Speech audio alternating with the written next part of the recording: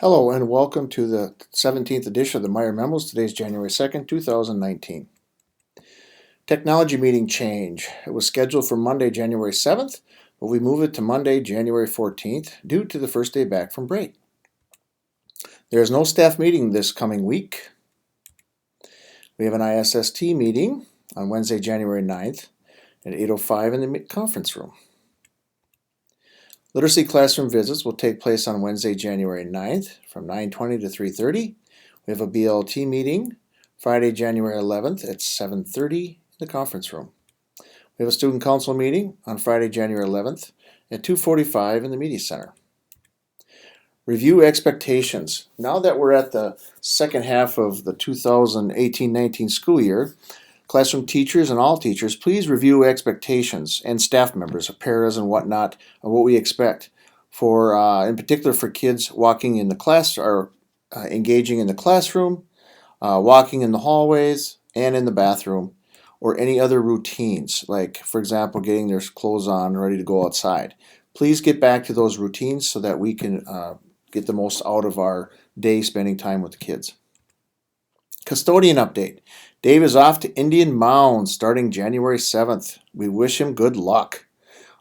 His opening has been posted, and in the meantime, our friend Dino is going to be the lead custodian until the vacancy is filled. Thank you, Dean.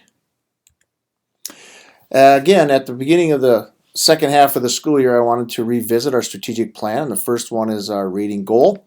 Basically, it's that kids exceed or meet their growth expectations on the map in 1st through 5th grade. And how we can do that, the action steps are 3 out of the 5 have been completed. We're talking about our libraries, classroom libraries, the work we've done with our graduate release responsibility, as well as learning a little bit about vocabulary.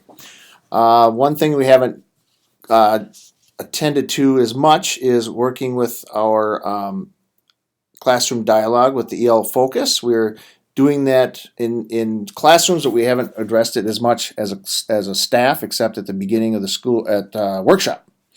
And then also we have the Sparks core team for 4th and 5th grade that they're going to work on the soft skills. And then the other part of our plan is in math. Basically, it's the same thing as reading, 2 points on the map for as kids who are meeting or exceeding expected growth for 1st through 5th grade. We've completed 2 out of the 3 things, or are working on 2 out of 3 things. One was all the math expressions work that we've done, the October workshop, the November training, and then the panel with our users. We also are continuing to provide a really good opportunity for students after school that are targeted with Carol and the team that she's working with, Carol Lau, which are doing a nice job. And then again, we'll continue our work with the Sparks, the core team in math and the soft skill development with Kelly Kalorn. And lastly, our attendance. We've addressed all 4 areas, like weekly check-ins. We have a tiered system. We contacted families that were issued last year, and then we continue to update things as we go. We did it at fall conferences, and then we'll continue to update this at our winter conference or spring conferences. Learning targets. Please remember, classroom teachers are expected to post them for reading, math, and writing. Success criteria. Classroom teacher expected to post for 1 standard and be ready to discuss on January 15th staff meeting, so that's a week from next Tuesday. So if you haven't done so, please do that because we'd like to have a good dialogue regarding success criteria and how that's been going. BLT literacy walkthroughs, that's taking place, as I stated earlier, this coming Wednesday. And a team of 4 people is Sue Duffy, Jenny Deravingas, Tim Suzuki, and myself. We're going to visit whole group, small group, and independent learning. And then we're going to review the data as a district at the district's PD session on February 21st. And then we'll share the data with our staff thereafter. We've been focusing on instruction, or the focus of instruction. As you remember, we've talked about establishing a purpose. What does that entail? This is under the graduate release responsibility. We've talked about learning targets, and success criteria.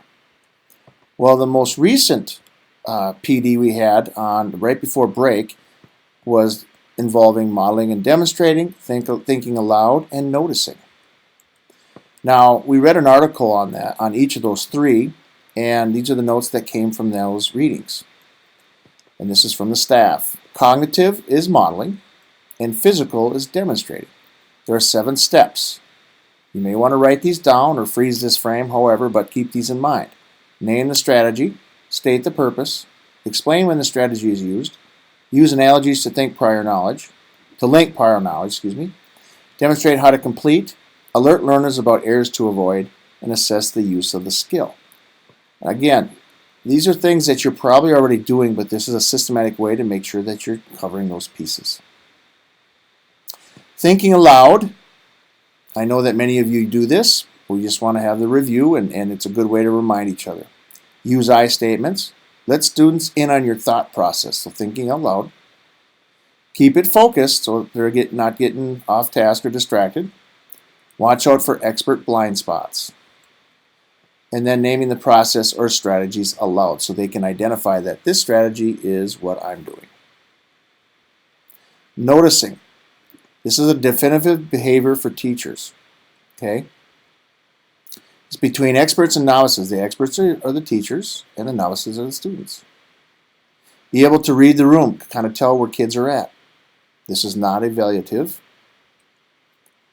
And be sure that kids can explain the process of what you've been trying to teach.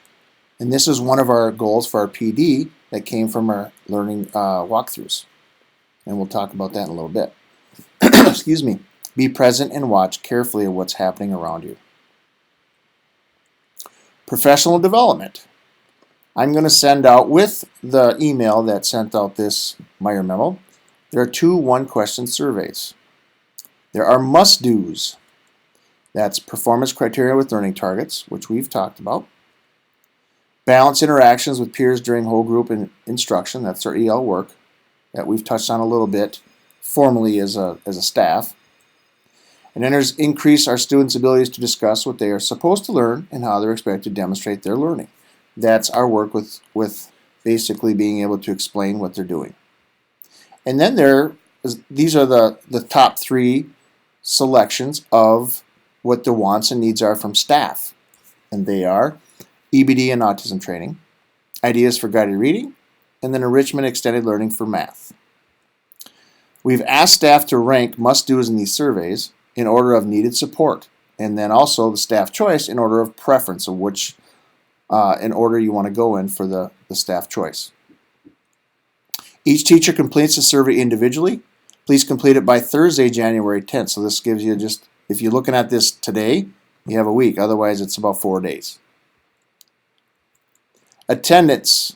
Classroom teachers, please continue to make myself, Janet Fox, or Caitlin aware of any concerns of the students. We want to keep our tabs on that. And I'm going to send out some information on how we're doing on attendance in the coming weeks. Well, thank you, and Happy New Year!